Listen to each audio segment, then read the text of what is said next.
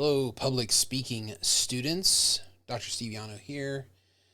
Again, I think you might have seen a couple of the earlier videos. This video is about how to do well on speech 2. One of the things that a lot of you did last time was you had really great topics, but you sort of talked to the audience instead of speaking with the audience or creating with the audience. And I talked about that in the last video, but this video is just basically tips and things I want to see done differently in the second speech to either maintain your good grade or make a better grade. The grades are my reflection of how good that speech is. So if you look at the comments and the things that I put on there, you're going to, if you adapt to that and if you adjust to those things, it's totally going to be great. You're going to do very well. I'm always open for conversation and questions about any of that stuff if it's unclear. Don't hesitate to reach out. I see my job as helping you become better, so don't hesitate to do that. And I think things are going to work out pretty well. You guys are all quite good at this. So let's talk about a couple of things. First, I got to make sure I bring up the, there we go. Now, hopefully I can write on this, and you guys can, my hand will disappear there, but you guys can hopefully see everything up here, hopefully. Let me make this a little bit bigger. Yeah, look at that. That's nice. That's not too bad. Okay, yeah, pretty good. So you should be able to see everything, and then I can maintain myself down here. I might shrink myself just a little bit. Okay, there we go. So, So let's talk about the first thing, which is delivery. Delivery has got to be the biggest issue with these speeches. Some of you did very well with delivery, and you were very, I think, approachable, accessible, friendly, listenable. What we're going for is conversational, not instructional or professional. We're not going for that. Conversational is actually the new professional way to speak. So speak to people as if you're in conversation with them, no matter what the topic is.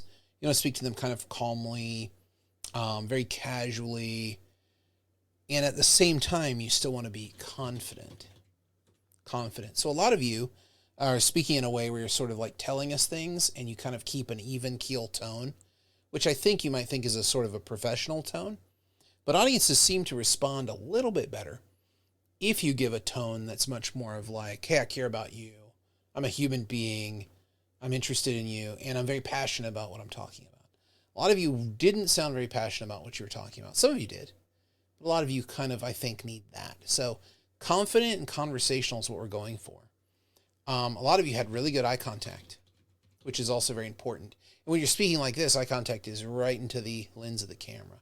Nowhere else. You can tell kind of when I'm looking away at my computer, right? Like I'm looking at Microsoft Word to type notes to you. So look at the lens and not what you look like on the video. I know it's hard to do. A lot of you, one of the things you might consider doing is practice your speech a couple of times with your phone and record directly to YouTube from that. I think a lot of you did that, and I think that depending on your phone, if your phone's in pretty good shape and the lens isn't cracked and it has a pretty good microphone, it should sound pretty good. But most of you had pretty good. I'm not too worried about that, but that's just something to keep in mind. The other thing to think about is speed. Are you going too fast, too slow for the audience? Most of you were right on target with that. But think about that, especially if your next speech is going to be something a little more research heavy, where you're going to bring in documentation and bring in external stuff, which you might want to do. So that's the delivery point. That's the first thing I wanted to talk about in terms of making your second speech better. Let's talk about proof. How do we prove things? Now, one of the things about living in 2020 and living in the United States, where we are right now, you might not be from the United States, but this applies to Europe or the world as well, is the domination of a model of proof that comes from scientific evidence. And although scientific evidence is quite nice to have, it certainly isn't universal evidence. It's meant for science. So a lot of times we think, well, how am I supposed to prove something? I can't go look up a fact or a statistic about it. How can I prove something? And there's many different ways you can do that. One of the ways you can prove something is through the creative proofs. It makes sense via reason. Aristotle called that logos. So, like, it's just reasonable to understand this to be true, but that requires explanation. Like, you can't just tell the audience something you want them to believe. They're going to expect you to explain it in some way. By feelings and beliefs and values. And that's pathos, which is, what do we stand for? What do we believe in? What do we think is right? What are we excited about? What are we upset about? What are we afraid of? And you can prove things true by that, by virtue of the fact that we are people who value this. That means this other thing is definitely something that we're going to want to believe. And you have to explain that too. You can't really get away with not explaining anything. You can just hand somebody something and hope they believe you. It's not going to work that way. The last one is credibility and trustworthiness, if that's a word. Yeah, I knew I spelled it wrong. That's ethos. And ethos is where we get the word ethics, but it also means, are you a believable, trustworthy person? Do you have the best interests of the community you're speaking to in mind? Or do you seem honest and forthright? And also, it has been meant to mean, or kind of transformed into meaning, some kind of degree or expertise at a university, some kind of a doctor or a researcher, somebody who has expertise. But also could be somebody who has expertise in terms of like a professional footballer, or somebody who has a lot of experience in something is an expert. Like, for example, I watch these videos on YouTube of a guy who's a professional poisonous snake handler. He handles cobras and things. And he's somebody who I would trust based on what he does to speak about how to deal with a venomous snake if you were to encounter one. That kind of a thing. So that's one way to prove things. The other is, I think you guys should set up your speech to prove to sort of like to set up your speech to give, I don't know how to say it, the conditions of proof. So, for example, if you wanted to give a speech about how, like, New York pizza is the best in the world, how are you going to prove that? Well, you could, of course, quote chefs, quote experts, expert food people, like Food Network people or stuff. But, it still might not be the best way to sort of set it up. You might want to take a step back. So we took a step back from New York pizza best in the world. We might ask the question, what makes a food the best kind of its type? And so from there, you can kind of come up with the standards of, well, what would it take for something to be the best kind of food? Here's another example, right? What if you wanted to say, Star Wars is the best sci-fi film series? Now, I've had people do this speech before many times. It always kind of falls flat because what is the audience? How does the audience react to this? Well, they say, yeah, those are all very good reasons, but I'm still not convinced because they're using a different standard of measurement. So how about the broader standard of what makes a sci-fi film really great? And then you can go from there and say, now, you can say, here's this standard, here's that standard, here's why. It has to have these kind of characters, it has to have this kind of scenery, it has this kind of plot point.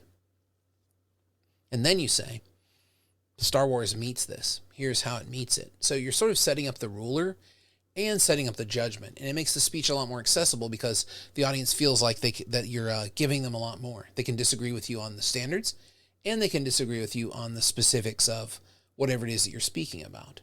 So take a step back, most of you in your speech, take a step back, and that'll help you kind of frame it out for proof. Now, let's talk about the next kind of level of proof here. Storytelling. Powerful storytelling is a wonderful way to prove things to an audience. And some of your stories were pretty good, but what you were doing in most of your speeches, you were telling us what happened. Oh, I got an internship here. I worked at this cool company here. Blah, blah, blah, blah, blah, blah, blah. This kind of thing. It's not enough. You have to, like, instead of just telling us what you did, put us in the position and walk us through what that was like. Like, I went there, I saw these things, I felt these things, I noticed these things. And that really will help it come alive and put us in the position. If you're giving a speech about choices that you made, put us in the position of where we'd be where you were when we made that choice. And then you can ask us, what would you do? How would you feel? Well, the decision I ultimately made was this. I decided to go ahead and do this, even though I was faced with this difficult choice. It might be about why you decided to come to St. John's, or it might be about something else. And also talk about the experiences in detail.